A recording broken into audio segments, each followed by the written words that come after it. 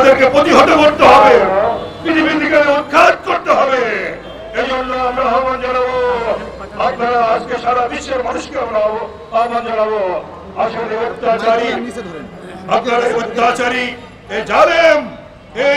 এই জালেম ইহুদি রাষ্ট্রকে আমাদের মোকাবেলা করতে হবে।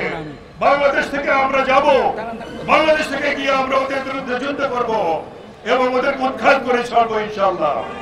আপনারা জানেন এই ইহুদি জাতি একটা বর্বর জাতি, সারা পৃথিবী এদেরকে ঘৃণা করে, সারা পৃথিবী এদের অপছন্দ করে।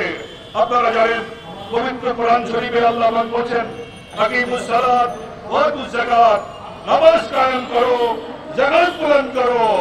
কিন্তু এই ইহুদি জাতি যাকাত প্রদান না করে তারা সুদ ভিত্তিক ব্যবসা চালু করেছিল। আপনারা জানেন মুসা আলাইহিস সালামের উপরেও তাওরাত নাযিল হয়েছিল এবং সেখানে একই নির্দেশ ছিল, নামাজ পড়ো, যাকাত দাও। কিন্তু এই হতভাগা জাতি যাকাত না দিয়ে তারা সুদ চালু করেছিল। এই জন্য তাদের উপরে আল্লাহর অভিশাপ, এই অভিশাপ কিয়ামত পর্যন্ত থাকবে। আল্লাহ বলছেন এদের উপরে আল্লাহ লানত, এদের উপরে আল্লাহর অভিশাপ।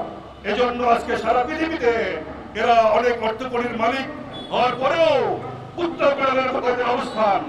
এদের নিজস্ব কোনো জমি নাই, এদের নিজস্ব কোনো বাড়ি নাই।